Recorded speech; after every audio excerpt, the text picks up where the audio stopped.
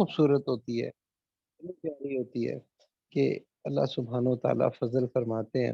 اور اسی طرح سے کئی لوگ ایسے ہوتے ہیں جو جن کو اللہ نے ظاہری حسن تو دیا ہوتا ہے، لیکن اخلاق اتنے برے ہوتے ہیں کہ جن کے ساتھ بھی ڈیلنگ کرتے ہیں تو وہ ڈیلنگ جو ہے نا وہ خراب ہوتی ہے۔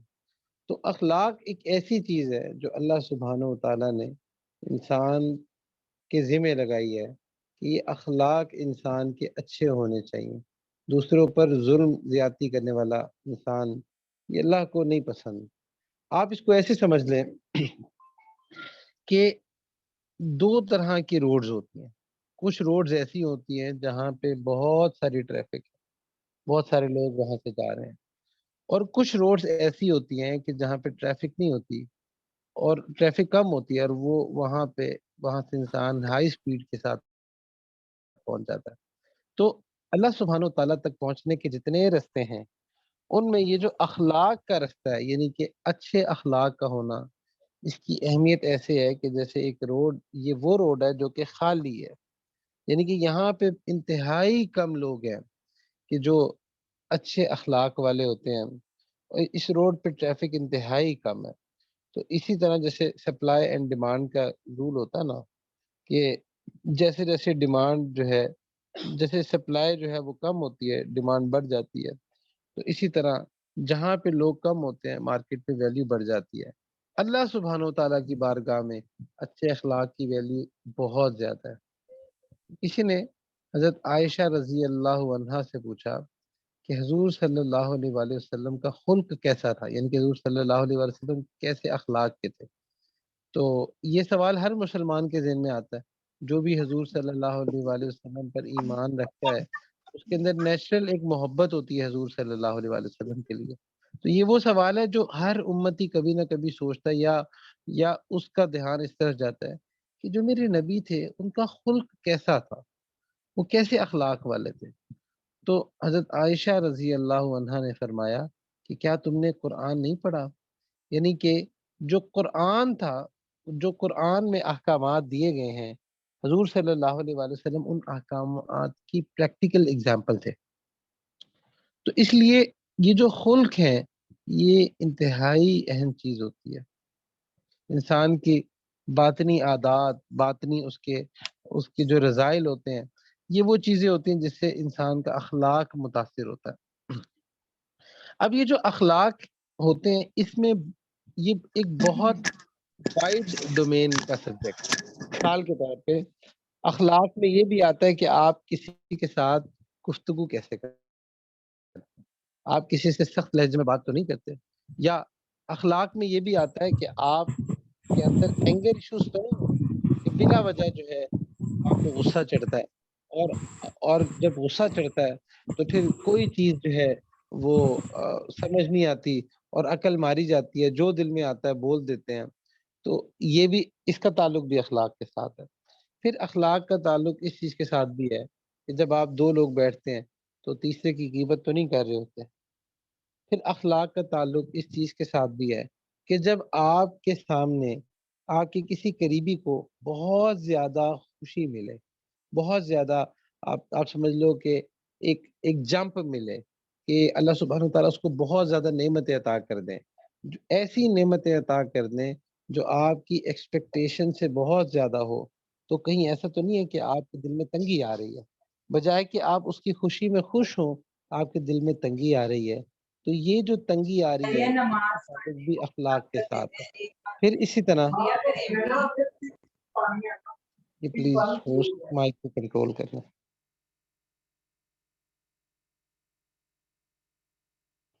پھر اسی طرح اخلاق کا تعلق اس چیز کے ساتھ بھی ہے کہ آپ کسی سے ملتے ہیں تو کہیں آپ کے دل میں یہ خواہش تو پیدا نہیں ہوتی کہ میں اس سے سپیریئر ہوں، یا میں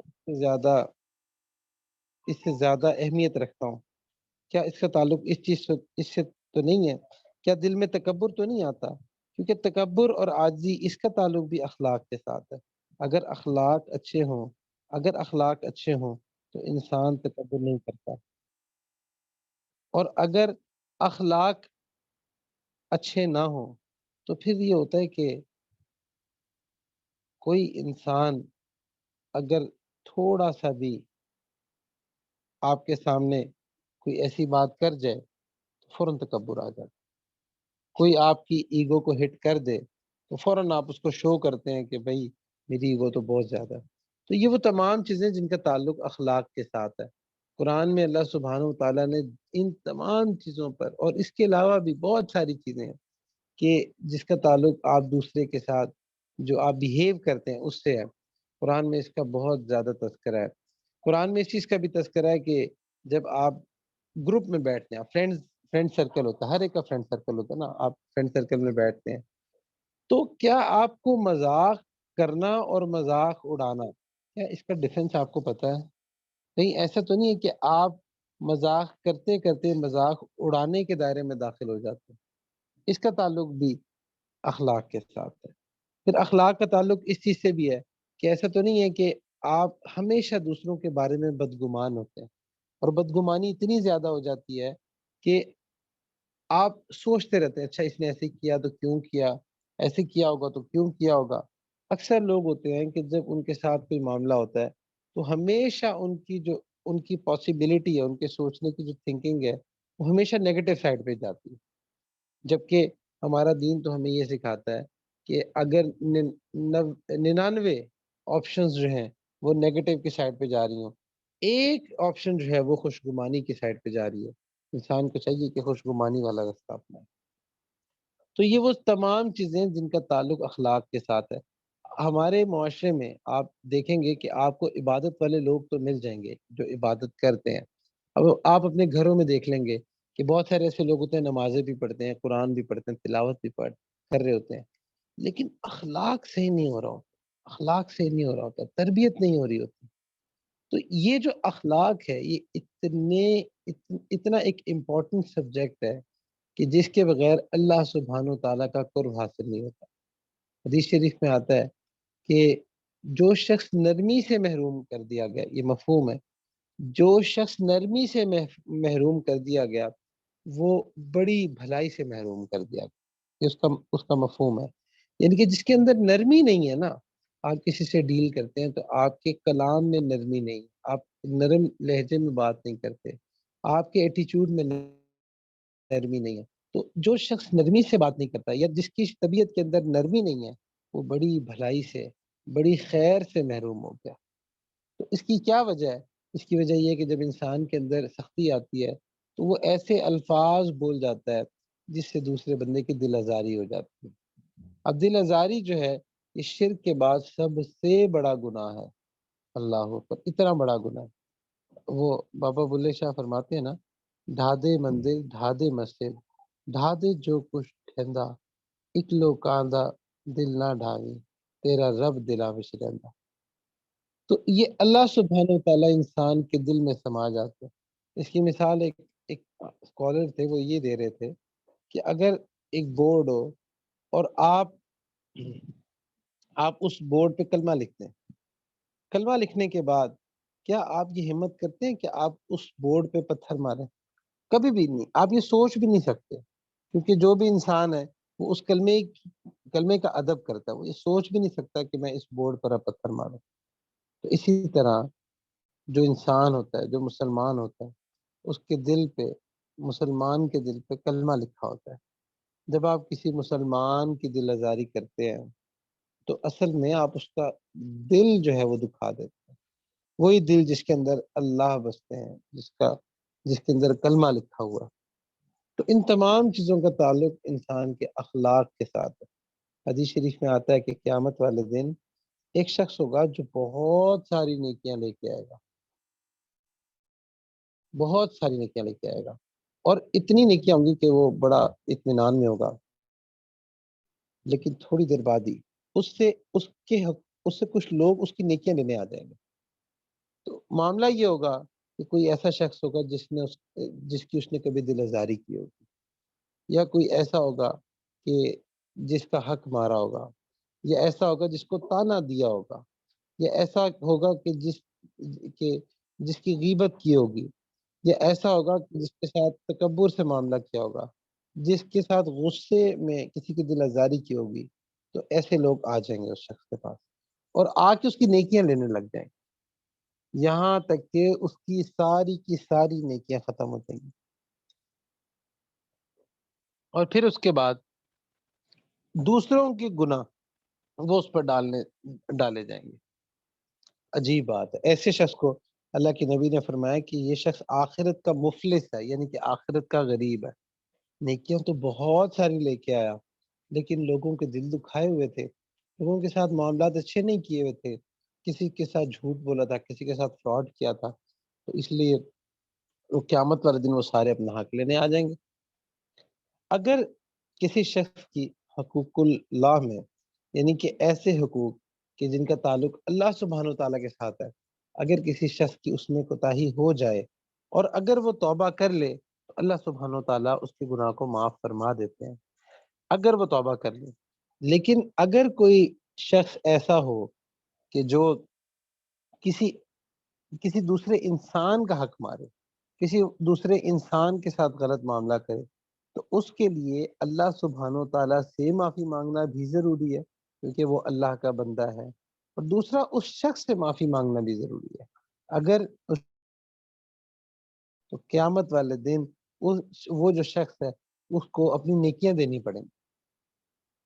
تو اس لیے اللہ سبحانہ و تعالیٰ نے اس معاملے کو بڑا سینسیٹیو رکھا ہے کہ جب انسان دوسروں کے ساتھ ڈیل کرتا ہے اس کو بڑے دھیان سے ڈیل کرنا چاہیے۔ اب اخلاق میں نا کچھ ایسی بیماری ہیں جو کہ ہمارے اندر نا بڑی کامن ہے۔ مثال کے طور پہ کئی لوگ ایسے ہوتے ہیں جو باہر والوں کے ساتھ انتہائی خوش اخلاق ہوتے ہیں اور اپنے گھر والوں کے ساتھ بہت بد اخلاق ہوتے ہیں۔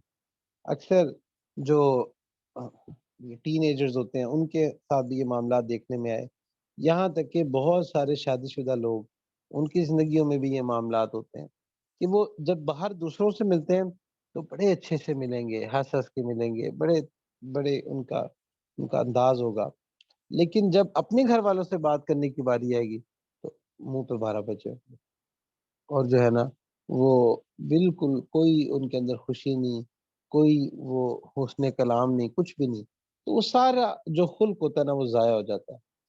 اب اخلاق کا جو لٹمس ٹیسٹ ہے جو اللہ کے نبی صلی اللہ علیہ وآلہ وسلم نے دیا ہے وہ یہ ہے کہ خیرکم لأہلہ، کہ تم میں سے بہترین وہ ہے جو اپنے گھر والوں کے ساتھ بہتر ہے، اپنے اہل کے ساتھ بہتر ہے۔ تو جو لٹمس ٹیسٹ ہے وہ اللہ سبحانہ و تعالیٰ نے اہل دیے ہیں کہ آپ کے گھر والے، آپ کے سراؤنڈنگ، آپ یہ دیکھیں کہ آپ کے سراؤنڈنگ میں چند لوگ ہوتے ہیں جو کہ بہت زیادہ جن سے آپ کا تعلق ہوتا ہے۔ اگر آپ شادی شدہ ہیں تو میاں بیوی کا تعلق بڑا اہم ہوتا ہے، اسی طرح جو ماں بچے کا تعلق بہت اہم ہوتا ہے، بہن بھائیوں کا تعلق بہت اہم ہوتا ہے۔ یہ گنے چنے کو 5-6 ایسے رشتے ہیں کہ جن کے ساتھ انسان کا تعلق بڑا ہی گہرا ہوتا ہے۔ ان کے ساتھ ڈیلنگ کرنا، ان کے ساتھ معاملہ کرنا، اس میں اخلاق کا، اس میں نرمی کا معاملہ کرنا اور خوش یعنی کہ ایسے انداز سے خوش کلامی سے بات کرنا، یہ اچھے خلق کی نشانی ہوتی ہے۔ تو اگر آپ نے اخلاق کا لٹمس ٹیسٹ کرنا ہو تو یہ دیکھیں کہ آپ کے جو سب سے قریبی ہیں ان کے ساتھ آپ کا رویہ کیسا ہے۔ یاد رکھیں کہ اخلاق کو آپ دوسروں کے ساتھ، باہر والوں کے ساتھ ڈیلنگ کر کے جج نہیں کر سکتے، کیونکہ انسان دوسروں کے ساتھ اپنا بیسٹ بیہیویئر شو کرتا ہے، کیونکہ اس کو یہ پتا ہے کہ اگر میں نے ایک سنائی تو مجھے باہر سے 2 سننے کو مل سکتی ہیں۔ تو اس لیے لوگ باہر والوں کے ساتھ اچھے اخلاق کا مظاہرہ کرتے ہیں، لیکن اللہ کے نبی صلی اللہ علیہ وآلہ وسلم نے جو لٹمس ٹیسٹ دیا ہے کہ اگر آپ نے کسی کے بارے میں معلوم کرنا ہے کہ اس کے اخلاق کیسے ہیں تو آپ یہ دیکھیں کہ اپنے گھر والوں کے ساتھ کیسا ہے، اپنے قریبیوں کے ساتھ کیسا ہے۔ اسی طرح یہ بات کی جاتی ہے کہ جب بچوں کے رشتے دیکھے جائیں، یعنی کہ کوئی اپنی بیٹی کے لیے کوئی رشتہ دیکھے، کوئی اپنے بیٹے کے لیے رشتہ دیکھے، تو اس میں یہ چیز ضرور دیکھنی چاہیے کہ جس سے رشتہ کیا جا رہا ہے وہ اپنے قریبیوں کے ساتھ کیسا معاملہ کرتا ہے۔ اگر اس کو اپنے قریبی جو لوگ ہیں ان کا خیال رکھنے کی عادت ہے تو وہ آپ کے بچے کا یا آپ کی بچی کا وہ معاملہ وہاں پہ درست ہوگا، وہ اس کا بھی خیال رکھا جائے گا۔ تو اس لیے یہ جو اخلاق کا معاملہ ہے یہ انسان کے گھر والوں کے ساتھ ہوتا ہے، اس کے قریبی لوگوں کے ساتھ ہوتا ہے۔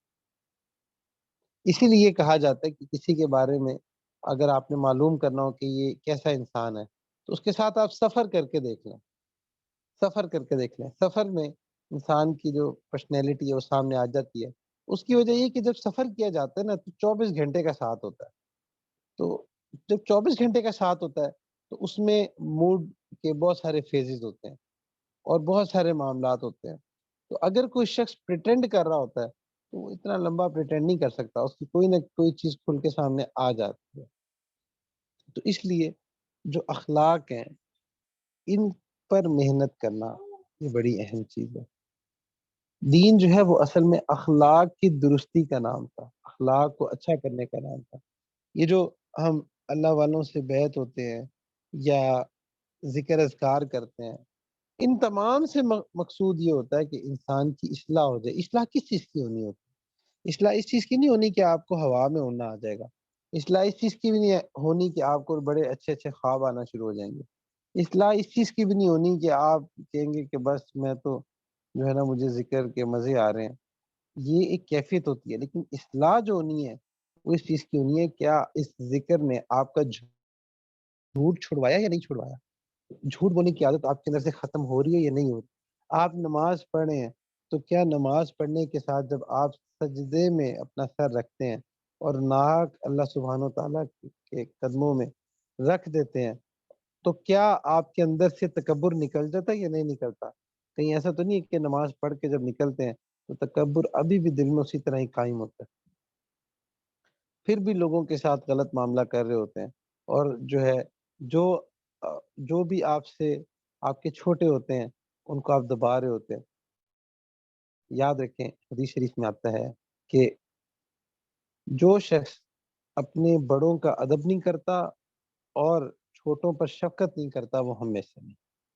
تو اللہ کے نبی نے ایک سمپل اصول بتا دیا، آپ جس بھی اسٹیج پہ ہیں نا کوئی نہ کوئی آپ کے بڑے بھی ہوں گے اور کوئی نہ کوئی آپ کے چھوٹے بھی ہوں گے۔ کوئی شخص بھی ہم میں سے ایسا نہیں ہے کہ جو اس اسکیل سے باہر ہو۔ اللہ سبحانہ و تعالیٰ نے یہ ایک یہ ایک ایسا فارمولا اپنے نبی کے ذریعے بتا دیا کہ جب آپ کے بڑے ہیں تو آپ اپنے کسی بڑے سے ڈیل کر رہے ہیں تو آپ نے ادب سے ڈیل کرنا ہے۔ یہ ایک رول ہے۔ اگر آپ کے اخلاق برے ہیں اس کا مطلب آپ ادب سے ڈیل نہیں کر رہے۔ یاد رکھیں کہ یہاں پہ ادب کا ذکر ہے، ضروری نہیں ہے کہ آپ کے بڑے جو ہیں، کبھی ایسا بھی ہوتا ہے کہ آپ کے بڑے غلط بات کر رہے ہوتے ہیں اور وہ بات کر رہے ہوتے ہیں جو کہ شریعت کے مطابق نہیں ہوتی، تو ایسے موقع پہ ان کی بات ماننا جائز نہیں ہے، لیکن ادب رکھنا ضروری ہے۔ یہ نہیں ہے کہ بڑے سے آپ بدتمیزی کریں، بڑے سے بے ادبی کریں، تو یہ کرنا صحیح نہیں ہے۔ پھر اسی طرح سے جو چھوٹے ہوتے ہیں ان کے ساتھ شفقت والا معاملہ رکھنا، ان کو اپنا سمجھنا۔ اچھا، اگر آپ نے اخلاق کا اپنے بارے میں چیک کرنا ہے نا کہ آپ کے اخلاق کیسے ہیں، تو جیسے کہ ایک لٹمس ٹیسٹ ہے کہ آپ کے قریبی لوگوں کے ساتھ آپ کا معاملہ کیسا ہے۔ جن لوگوں کے اخلاق اچھے ہوتے ہیں ان کے ساتھ یہ ہوتا ہے کہ جو بندہ ان کے قریب آتا ہے قریب سے قریب ہوتا جاتا ہے، جبکہ دوسری طرف جس شخص کے اخلاق برے ہوتے ہیں اس کے اندر ایک ریپلشن ہوتی ہے، جو جتنا قریب ہوتا ہے وہ اتنا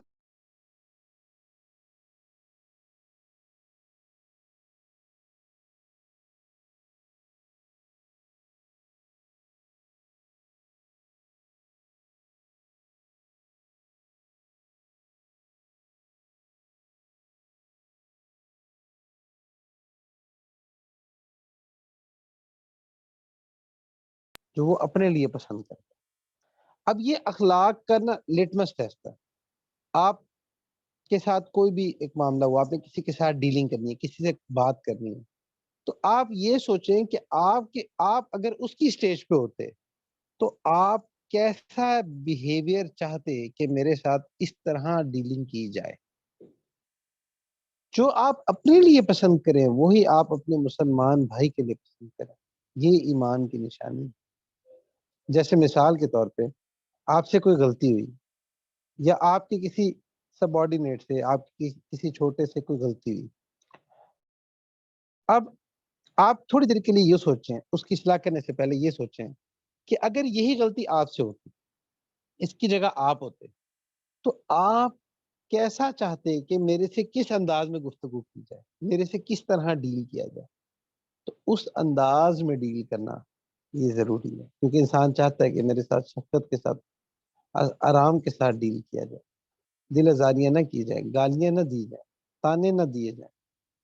اسی طرح آپ یہ اپنے لیے بہتر سمجھتے ہیں کہ اگر میں کسی جگہ موجود نہ ہوں تو لوگ میری پیٹھ پیچھے برائی نہ کریں، تو اسی طرح آپ اپنے مسلمان بھائی کے لیے بھی یہی پسند کریں کہ جب وہ آپ کے سامنے نہیں ہے تو آپ اس کی بھی برائیاں نہ کریں۔ اکثر گھروں میں یہ غیبتیں عام ہیں، لوگ سوال کرتے ہیں کہ بھئی کئی لوگ غیبتیں کر رہے ہوتے ہیں، پھر آگے سے کہتے ہیں کہ ہم کون سا جھوٹ بول رہے ہیں، یہ بات تو واقعی اس کے اندر موجود ہے۔ یاد رکھیں غیبت کہتے ہی اس چیز کو ہے جو اس کے اندر موجود ہو اور آپ اس کا تذکرہ کر رہے ہو، جو چیز ان کے اندر موجود بھی نہیں ہے اور پھر بھی آپ کہہ رہے ہیں تو یہ تو بہتان ہے، یہ غیبت سے بھی بڑا گناہ ہے۔ اچھا پھر کئی لوگ کہتے ہیں کہ ہم کون سا، ہم تو ان کے منہ پہ بھی کہہ سکتے ہیں، تو بھائی منہ پہ کہنا تو تانا ہوتا ہے۔ اچھا پھر کئی لوگ جن کے اخلاق بگڑ چکے ہوتے ہیں وہ یہ ایکسکیوز دیتے ہیں کہ بھائی ہم سے تو غلط بات نہیں برداشت ہوتی، بس کوئی غلط بات ہو جائے وہ ہم سے برداشت نہیں ہوتی۔ تو یاد رکھیں صحیح بات بھی کوئی برداشت کرتا ہے، برداشت تو غلط بات ہی کرنی ہوتی ہے۔ تو اس لیے ہمارے وہ ایکسکیوزز ہوتے ہیں کہ جن کی وجہ سے ہم اپنے اخلاق کی درستی سے پیچھے ہٹ رہے ہوتے ہیں۔ پھر اسی طرح جب جھوٹ بولتے ہیں تو اس کا نام دے دیتے ہیں کہ بھئی یہ تو ہم نے بہانہ کیا۔ اب بہانہ کیا ہے؟ یہ جھوٹ کا نیا نام رکھ دیا بہانہ، وہ تو بس ہم نے بہانہ کیا، اصل میں جھوٹ ہوتا ہے، اصل میں جھوٹ ہوتا ہے۔ تو اسی طرح آپ کسی کے ساتھ معاملہ کرتے ہیں، زبان کی تیزی اتنی تیزی ہوتی ہے کہ بس کئی تو ایسے لوگ ہوتے ہیں کہ بس ان کو کوئی کچھ کہہ دے، جب تک وہ اینٹ کا جواب پتھر سے دے نہیں نہ دیتے ان کو چین ہی نہیں آتا۔ اکثر اسٹوڈینٹس میں یہ بات ہم لوگ کہتے ہیں کہ آج کل کا تو قومی کھیل جو ہے وہ جگت بازی بن چکا ہے، بس ایک دوسرے کو کوئی تذلیل کر رہا ہے وہ اس کی تذلیل کر رہا ہے، اور جو گروپ میں سب سے کمزور ہے وہ بیچ میں، اور سارے اس کے ارد گرد بیٹھ کے اس کی تذلیل کر رہے ہیں اور ہنس رہے ہیں، اور پھر یہ سوچ رہے ہیں کہ ہم نے کوئی بہت بڑا کوئی کارنامہ انجام دیا، جبکہ یہ کوئی کارنامہ نہیں ہے، یہ تو دل آزاریاں ہوتی ہیں۔ یاد رکھیں اگر کبھی آپ کسی کی دل آزاری کریں اور اگر اس کی آہ نکل جائے تو میرے شیخ فرماتے ہیں کہ کچھ آہیں ایسی ہوتی ہیں جو ساتھ ساتھ نسلوں تک جاتی ہیں، اتنی خطرناک ہوتی ہیں۔ اکثر لوگ ایسے ہوتے ہیں، اکثر خواتین ایسی ہوتی ہیں جو اپنے ارد گرد لوگوں کا، اگر کوئی ساس ہے تو اپنی بہو کا، بہو ہے تو ساس کا، یا اسی طرح نند بھاوج کا، بھاوج نند کا، اور اس طرح کئی سہیلیوں کا آپس میں، اور کئی لڑکے جو ہوتے ہیں ان کے بھی آپس میں جو رشتہ داریاں ہوتی ہیں، تو کیا کرتے ہیں کہ ایسی جلی کٹی باتیں سناتے ہیں نا، تو اور ان کی عادت ہوتی ہے جہاں بیٹھتے ہیں ان کی باتوں میں نیگیٹیوٹی ہوتی ہے، جدھر بیٹھتے ہیں تو وہ اس طرح کی بات کرتے ہیں کہ بس جس سے میں دوسرے کا منہ بند کرا۔ یاد رکھیں کہ جب آپ کسی کی دل آزاری کریں گے اور اگر وہ اس پہ خاموش ہو گیا نا، خاموش ہونے سے مراد یہ ہے کہ اگر اس نے اپنا معاملہ اللہ کے سپرد کر دیا تو پھر میرے شیخ فرماتے ہیں پھر کچھ نہیں رہتا۔ یعنی کہ ایک شخص تو ایسا ہے کہ جس کو آپ کچھ کہیں اور وہ آپ کو پلٹ کے جواب دے دے، ایسے بندے سے اتنی کوئی پریشانی کی بات نہیں، کیونکہ اس نے اپنا بدلہ لے لیا۔ کچھ لوگ ایسے ہوتے ہیں کہ جب آپ ان کے ساتھ بدخلقی کا معاملہ کرتے ہیں نا تو وہ خاموش ہو جاتے ہیں اور وہ اپنا معاملہ اللہ کی بارگاہ میں دیتے ہیں۔ بس ان سے بچنے کی ضرورت ہے، ان سے بہت بچنے کی ضرورت ہے، کیونکہ جب وہ اپنا معاملہ اللہ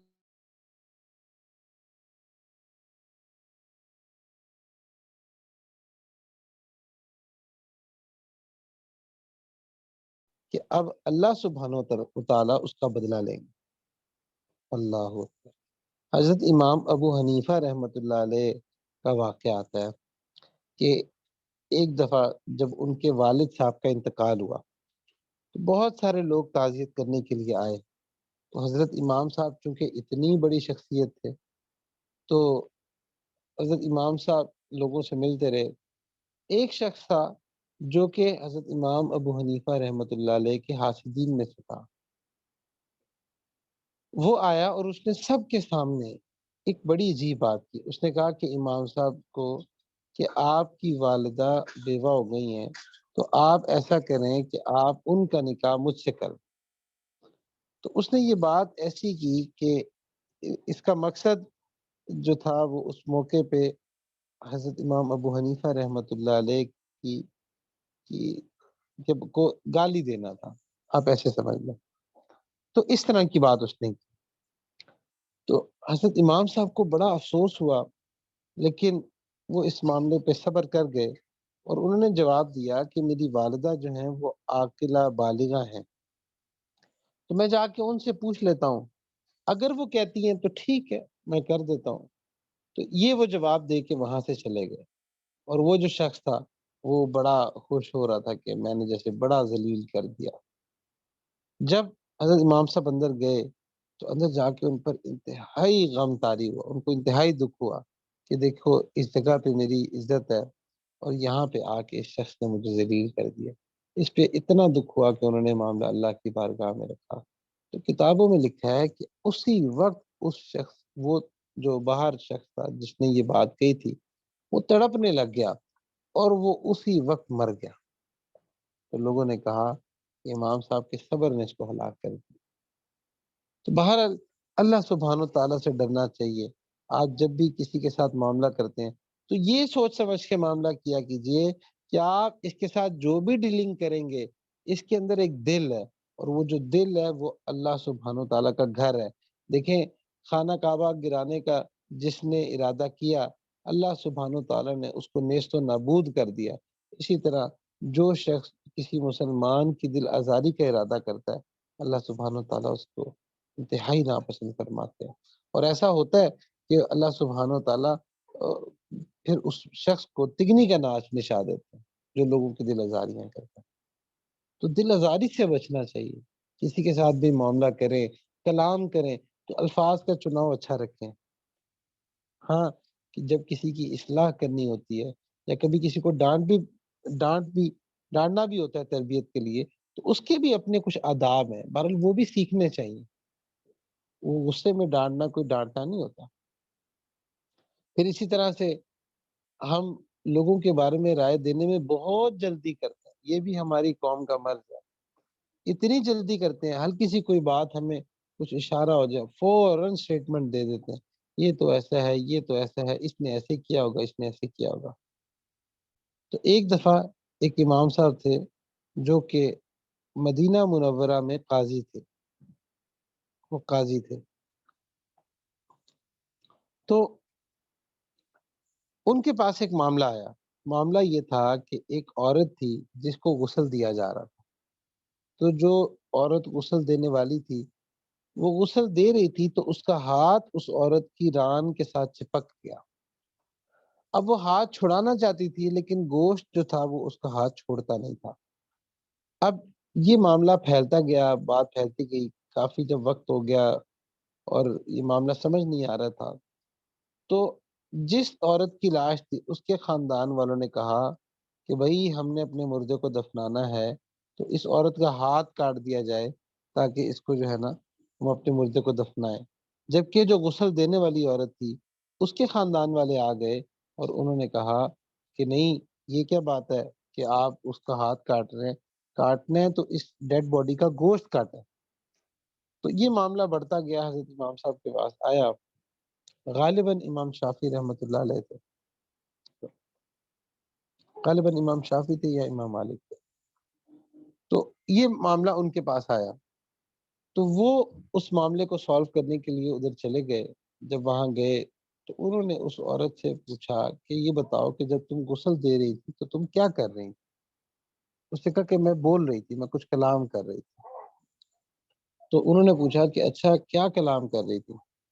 اس نے کہا کہ میں نے یہ کہا کہ اس عورت کا، یعنی کہ جس کو غسل دے رہی ہیں، اس عورت کا فلاں مرد کے ساتھ چکر ہے۔ تو وہ کہتی ہے کہ جیسے ہی میرے منہ سے یہ الفاظ نکلے میرا ہاتھ چپک گیا۔ تو حضرت امام صاحب نے یہ کہا کہ دیکھو، تم نے یہ بات کہی ہے، کیا تمہارے پاس اس کا کوئی ثبوت ہے؟ تو اس نے کہا کہ نہیں، ایک دفعہ ایسے ہوا کہ یہ عورت جا رہی تھی تو وہ جو شخص تھا وہ اس کو دیکھ کے مسکرایا تھا۔ وہی بات، پے سے پر اور پر سے پرندہ، ایسے لوگ باتیں بناتے ہیں۔ تو حضرت امام صاحب نے کہا کہ دیکھو آپ نے اس پہ بہتان باندھا ہے اور اس کی سزا جو ہے وہ کوڑے ہیں، تو اس کو کوڑے لگائے جائیں، جب تک یہ کوڑے نہیں لگیں گے اس پہ ہاتھ نہیں چھوٹے گا۔ اور ایسا ہی ہوا، اس کو کوڑے لگائے گئے، جب کوڑے پورے ہو گئے اسی وقت اس کا ہاتھ چھوٹ گیا۔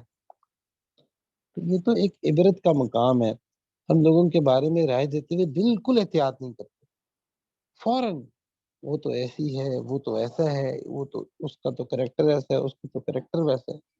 یاد رکھیں کہ جب آپ لوگوں کے بارے میں کوئی رائے دیتے ہیں نا، تو قیامت والے دن ایک عدالت لگے گی اور آپ کو ثابت کرنا پڑے گا وہ جملہ کہ جو آپ نے کسی کے بارے میں اسٹیٹمنٹ دی تھی۔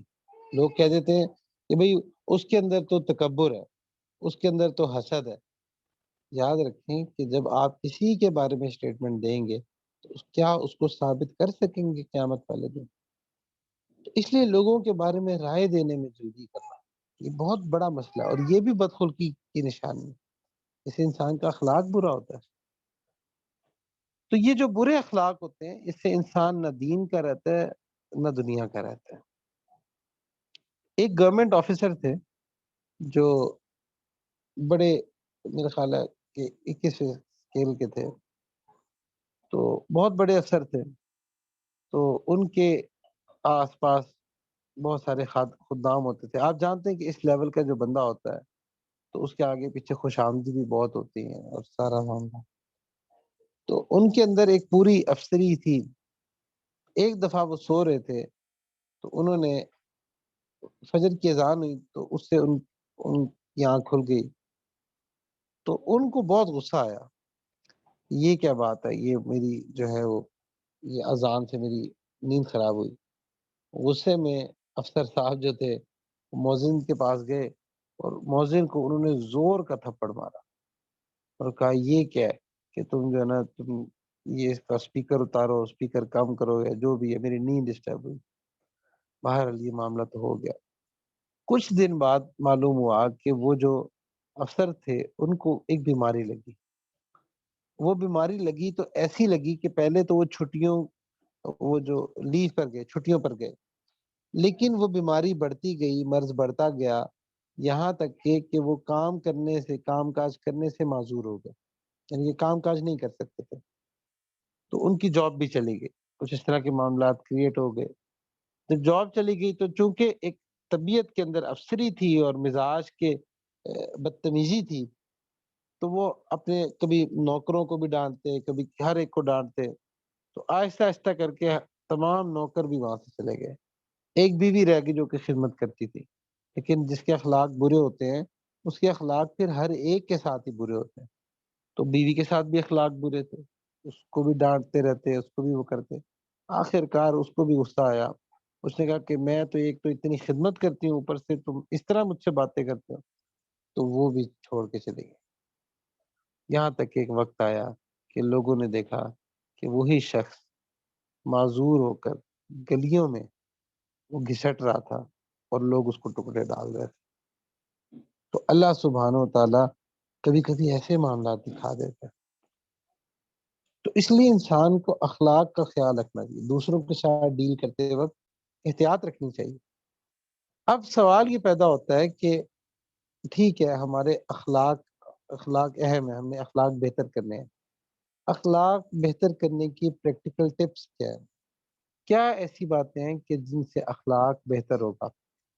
جیسا کہ میں نے آپ کو بتایا کہ اخلاق ایک بڑا وائڈ کانسیپٹ ہے، اس کے اندر بہت ساری ایسی بیماریاں ہیں، ہر انسان کے اندر مختلف پروپورشن کے ساتھ ساری بیماریاں پائی جاتی ہیں، بس پروپورشن مختلف ہوتی ہے، کسی کے اندر غصہ بہت زیادہ ہوتا ہے، کسی کے اندر تکبر زیادہ ہوتا ہے، کسی کے اندر حسد زیادہ ہوتا ہے، کسی کے اندر جو ہے وہ غیبت کرنے کی عادت بہت زیادہ ہوتی ہے، کسی کے اندر جھوٹ بہت زیادہ ہوتا ہے۔ تو مختلف پروپورشن کے ساتھ ہر ایک کے اندر کچھ نہ کچھ یہ گناہ پائے جاتے ہیں۔ تو اس کی اصلاح کے لیے جو سب سے پہلا سٹیپ ہے اپنے اخلاق کی بہتری کے لیے، سب سے پہلا سٹیپ یہ ہے کہ آپ اس بات کا یقین کر لیں کہ آپ بد اخلاق ہیں۔ میں نے ایک دفعہ حضرت جی سے پوچھا کہ حضرت جی میں اپنے اخلاق اچھے کرنا چاہتا ہوں، کیا کروں؟ انہوں نے کہا بیٹا پہلے تم اس بات کا یقین کر لو، اس بات کو بالکل اپنی گھٹی میں بٹھا لو کہ تمہارے اخلاق درست نہیں ہے، تم بد اخلاق ہو۔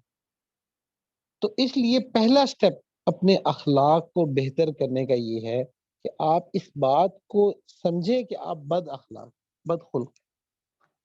جب اس بات کا یقین ہو جائے گا نا کہ ہاں واقعی اب آپ بد خلق ہیں، پھر ہی آپ اس کی علاج کی طرف جائیں گے۔ دیکھیں ایک شخص ہے، اس کو اس بات کا پتہ ہی نہیں ہے کہ مجھے بھوک لگ رہی ہے، کیا وہ کھانے کی طرف ہاتھ بڑھائے گا؟ نہیں بڑھائے گا نا۔ اسی طرح اگر کسی کو پیاس لگی ہے اور اس کو اس بات کا احساس ہو گیا کہ مجھے پیاس لگی ہے، تو تبھی تو وہ پانی کی طرف ہاتھ بڑھائے گا۔ اسی طرح اگر کوئی شخص جو ہے وہ کوئی بیمار ہے، اس کو بخار ہے، اب اگر وہ اس بات کا یقین ہی نہیں کر رہا، اس بات کو مان ہی نہیں رہا کہ مجھے بخار ہے، تو کیا وہ ڈاکٹر کے پاس جائے گا؟ نہیں جائے گا۔ تو اس لیے ڈاکٹر کے پاس جانے کے لیے پہلے اس بات کا یقین کرنا ضروری ہوتا ہے کہ ہاں ہم بیمار ہیں، ہمیں جانے کی ضرورت ہے۔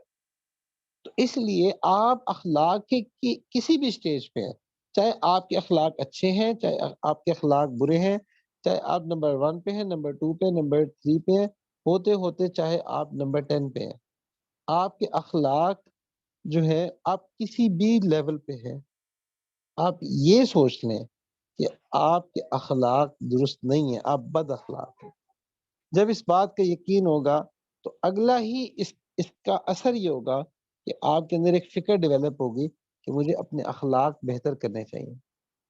یاد رکھیں کہ عبادت میں لگ جانا شاید آسان ہوتا ہے، لیکن اخلاق کو بہتر کرنا یہ ایک بڑا مشکل مرحلہ ہوتا ہے، اور یہ ساری زندگی کا ایک پروسیس ہے جو کہ چلتا رہتا ہے۔ ہمارا یہ تصور، تزکیہ نفس، اس سے مقصد انسان کے باطن کی اصلاح، یعنی کہ اس کے اخلاق اچھے ہو جائیں۔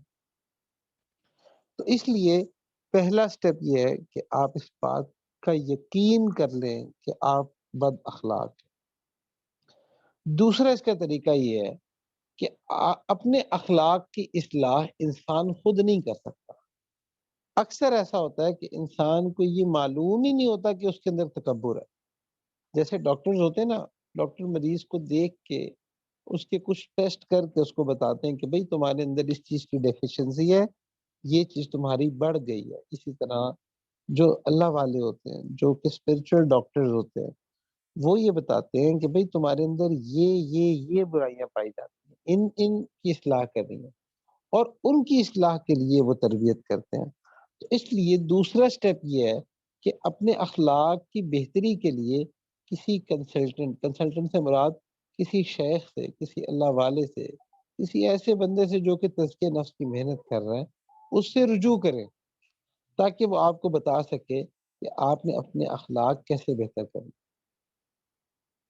اس سے نیکسٹ سٹیپ یہ ہوتا ہے کہ جب وہ آپ کو دیکھتے ہیں تو آپ کے جو گناہ یا جو بری عادتیں یا برے جو اخلاق ہوتے ہیں، وہ اس کو انالائز کر لیتے ہیں، پھر وہ آپ کو اس کے مطابق ٹریٹ کرتے ہیں۔ مثال کے طور پہ کسی کو غصہ زیادہ ہے، کسی کے اندر جو ہے وہ مختلف بیماری ہے، کسی کے اندر جو ہے نا زبان کی تیزی ہے، کسی کے اندر بدگمانی ہے، تو یہ مختلف قسم کے گناہ ہیں، یہ سارے گناہ مختلف مختلف قسم کے ہیں۔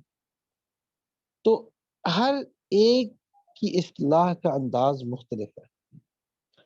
تو اب انشاءاللہ میرا ارادہ ہے کہ اگلی جو سیریز ہوگی ہم اخلاق میں کسی ایک خلق کو لے کے اس کی ڈیٹیل اور انشاءاللہ پھر اس کی اصلاح، اس پر انشاءاللہ ہم کچھ ڈسکس کریں گے۔ تو اصل میں مقصد یہ ہوتا ہے کہ انسان اپنی اس بیماری کو آئیڈینٹیفائی کر کے کسی شیخ کے پاس جائے، شیخ اس کی بیماری آئیڈینٹیفائی کریں گے اور اس کے بعد اس کے مطابق اس کی اصلاح کریں گے، اس کی تربیت کریں گے، اپنے آپ کو تربیت کے لیے تیار کریں، اس بات کے لیے آمادہ کریں کہ ہاں آپ نے اپنے اخلاق بہتر کرنے۔ جب تک کوئی شخص یہ سوچتا ہے نا کہ ہاں میرے اخلاق اچھے ہیں، سمجھ لیں کہ اس کے اخلاق بالکل اچھے نہیں ہیں۔ جو بظاہر آپ کو اچھے نظر آ بھی رہے ہیں نا، کچھ عرصے بعد ان میں برائی پیدا ہو جائے گی، ان میں بری چیزیں آ جائیں گی۔ تو اس لیے اخلاق کو بہتر کرنے کے لیے یہ بھی ضروری ہے۔ پھر ایک سٹیپ یہ بھی ہوتا ہے کہ آپ جتنی نیکیاں کرتے ہیں، جتنے اعمال کرتے ہیں، نیک اعمال کرتے ہیں، چاہے وہ آپ قرآن کی تلاوت کریں، چاہے آپ نماز پڑھیں، چاہے آپ ذکر کریں، چاہے آپ کچھ بھی کریں، ان تمام سے آپ کے اخلاق میں بہتری آنی چاہیے۔ اگر ان سے آپ کے اخلاق میں بہتری نہیں نہ آ رہی تو یہ بڑی پریشانی کی بات ہے۔ آپ کلمہ تو پڑھیں، لا الہ الا اللہ، لا الہ الا اللہ، لا الہ الا اللہ، لیکن پھر بھی دل سے حسد نہیں گیا، پھر بھی دل سے تکبر نہیں گیا، پھر بھی دل سے اور جو بری عادات ہیں وہ نہیں گئی۔ اسی طرح سے اللہ سبحانہ و تعالیٰ انسان کی مدد فرماتے ہیں جب انسان اپنے اخلاق کو بہتر کرنے کی طرف چل پڑتا ہے۔ تو اللہ سبحانہ و تعالیٰ سے دعا ہے کہ اللہ سبحانہ و تعالیٰ ہمیں اچھے اخلاق نصیب فرمائے، ہمارے اخلاق کو اتنا اچھا کر دے کہ جو ہم سے ملے ہم اس کو محبت دینے والے بن جائیں، ہم اس کی خدمت کرنے والے بن جائیں۔ تو اللہ سبحانہ و تعالیٰ سے دعا ہے کہ اللہ سبحانہ و تعالیٰ ہمیں جو کچھ کہا سنا گیا اس پہ استقامت کی توفیق